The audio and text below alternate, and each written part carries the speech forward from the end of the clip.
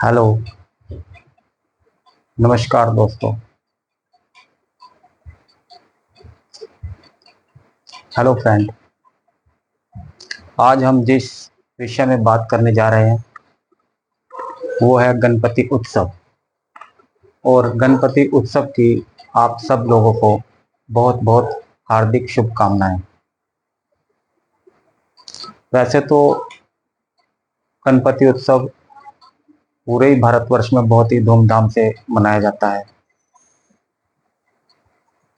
लेकिन इसको सुबह शाम आरती पूजा मोदक लड्डू भोग चढ़ाना ये सब होता ही है। और सुबह शाम कीर्तन होता है, लड्डू बढ़ते हैं, अन्य फल सामग्री बढ़ती है, लंगर प्रसाद भी होता है। लेकिन इस सब चीज से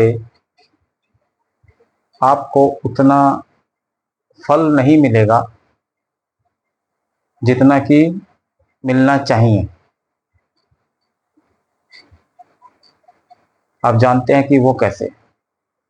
जिस विधि को जिस विधान को मैं आपको बताने जा रहा हूं वो कभी हमारे ऋषि मुनियों ने किया था। हमारे ऋषि मुनि इसी विधान से चला करते थे। तो श्री गणपति जी का जो मेन साधना है, उनकी जो मेन उपासना है, उसके बारे में मैं आपको बताता हूं।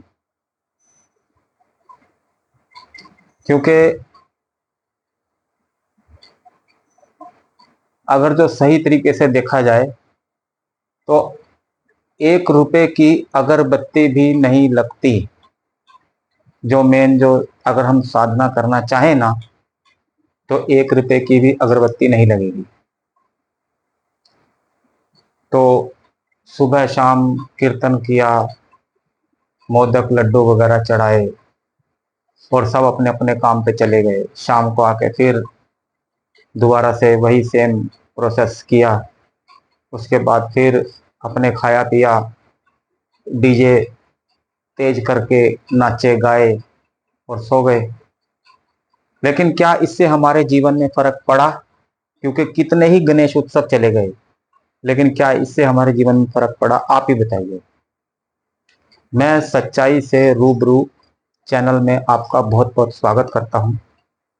चैनल शुरू करने से पहले मेरे चैनल को सब्सक्राइब कीजिए, लाइक कीजिए और आपके जो भी विचार हों, आपने मुझसे कुछ भी पूछना हो तो प्लीज़ कमेंट बॉक्स में मुझे कमेंट कीजिए। तो शुरू करते हैं। श्री गणेश जी को प्रसन्न करने के लिए तरह तरह के योजनाएं बनाई जा रही हैं कि ऐसे होगा वैसे होगा। तो क्या सच में ऐसा होगा? क्योंकि पहले भी तो और पिछले सालों में आप करते आए हो, क्या ऐसे हुआ? नहीं हुआ। ये 10 दिन गणेश जी के विसर्जन तक को लेके टोटल 10 दिन होते हैं। और इन 10 दिनों में गणेश जी को कैसे प्रसन्न किया जाता है उसके बारे में मैं आपको बताता हूँ। तो ये जो हमारी मूत्र जो ग्रंथि है, जहां से हम त्यागते हैं मूत्र, उससे ठीक 4 उंगल ऊपर, यानी कि 4 उंगल ऊपर एक इसका श्री गणेश जी का मूलाधार चक्र है। मूलाधार चक्र है। जब हम अपने साधना में बैठते हैं तो सबसे पहला श्री गणेश जी का मूलाधार चक्र आता है। यह हल्के लाल रंग का है और इसकी पंखुड़ियां बाहर की तरफ फैली हुई हैं। और जो गणेश जी का मूल मंत्र है वो है लम। ला, फॉर लड़का। समझ रहे हैं ना आप? ला अक्षर, उसके ऊपर एक बिंदु, तो वो हो गया लंब।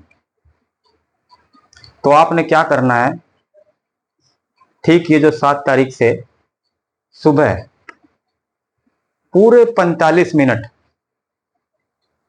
एक शांत और अलग से एक कमरे में आपने बैठ जाना है। पूरे 45 मिनट आपने अलार्म लगाना है।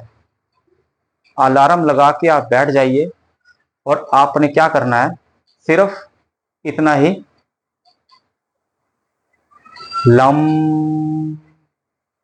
लम लम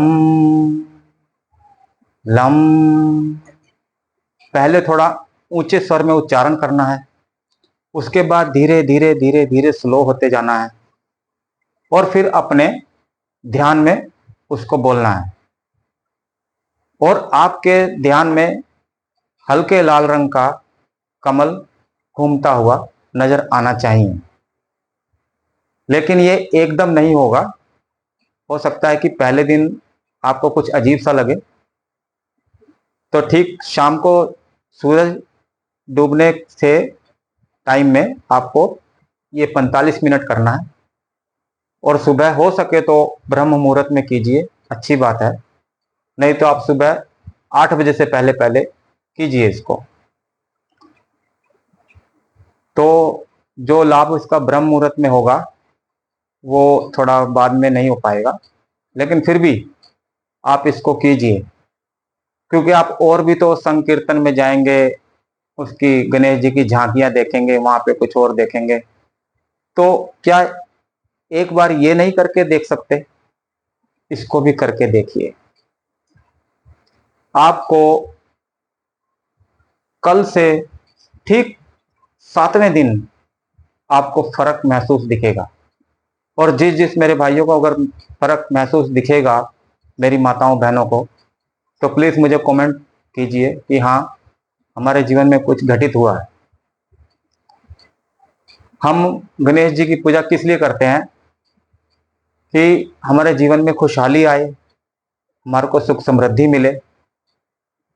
तो आज तक आप ये सब करते आए हो, क्या आपको सुख समृद्धि मिली? नहीं मिली। क्या आपको जीवन में खुशहाली मिली? नहीं मिली। तो ये सब आप कीजिए। आप खुद अपने अंदर और अपने अंदर बाहर भीतर बहुत ही बदलाव महसूस करेंगे। तो आपको केवल 45 मिनट सुबह और 45 मिनट शाम को आप इसे कीजिए, आपको फर्क महसूस देगा। आप कहेंगे कि इतने गणेश उत्सव निकल गए, कभी आज तक ऐसा नहीं हुआ जैसा कि इस बार हमारे साथ हुआ। और अगर हो सके तो उससे पहले आपको बैठने से पहले, ये मंत्र जाप करने से पहले थोड़ा सा व्यायाम अगर कर सकते हो, कपालभाति वगैरह जो भी है, सॉरी मैं व्यायाम बोल रहा हूँ उसको, मतलब आप जो ये ओम विलोम वगैरह ये जब कर सकते हो तो थोड़ा कर लीजिए ऐसे, तो उससे थोड़ा आपको थोड़ी मदद मिलेगी। और ठीक आपने 45 मिनट सुबह करना है, 45 मिनट शाम को। और अगर ये ऐसा नहीं है कि आप ये 10 दिन करके और उसको छोड़ दें, अगर आपसे हो सकता है तो आप इसको आगे के लिए भी कर सकते हैं, उसका आपको अलग ही एक फायदा दिखेगा। नहीं तो इन 10 दिनों में तो आपको फर्क जरूर दिखेगा, ये पक्की बात है। अगर आपने दिल से श्रद्धा से किया तो आपको ये फर्क जरूर दिखेगा, ये मेरा पक्का दावा है। क्योंकि ऐसे शोरगुल में हा हू हा, ये क्या है? ये कोई पूजा साधना वाली बात नहीं हुई। झांकियां निकलेंगी तरह तरह की, तरह तरह के कुछ प्रोग्राम बीच में चलेंगे, लड्डू बट गए, कुछ और अन्य अकेले सामग्री बट गई। यकीन मानिए इससे कुछ भी नहीं होने वाला है। ये जो मैंने आपको तरीका बताया है, इसी से आप अपने जीवन में बदलाव ला सकते हैं। अगर आप सचमुच श्री गणेश जी के उपासक बनना चाहते हैं तो आप ये करके देखिए। आपने 45 मिनट बैठना है और क्या कहना है, lump lump lump lump lump, केवल इतना ही। यह श्री गणेश जी का बीज मंत्र है। पौराणिक कथाओं में आता है ये बीज मंत्र। कईयों को पता होगा, कईयों को नहीं भी पता होगा, लेकिन जिनको नहीं पता है वो भी करें और जिनको पता है वो भी करें। मैं तो यही चाहूंगा कि समस्त जगत का कल्याण हो। सब तक मेरी जो बात रहती है हमेशा ये कि सच्चाई आप तक पहुंचे। इस गणेश उत्सव से आने वाले सारे त्योहार शुरू हो जाते हैं। अब आगे आगे त्योहार ही आएंगे, उनके बारे में भी आपको बताऊंगा कि किस तरह से क्या साधना करनी चाहिए। अपने अपने गुरु महाराज, अपने अपने इष्ट देव, अपने अपने कुल देवी देवता का नाम लेकर और ये साधना आप शुरू कीजिए, आपको जरूर फायदा होगा। और प्लीज इसको शेयर कीजिए, मुझे लाइक कीजिए और सब्सक्राइब कीजिए, ताकि मैं आपके लिए प्रोत्साहित होकर और नए से नए वीडियो बना सकूं, जिससे कि आप लोगों को फायदा हो। जय श्री गणपति जी महाराज। गणपति बप्पा मोरया।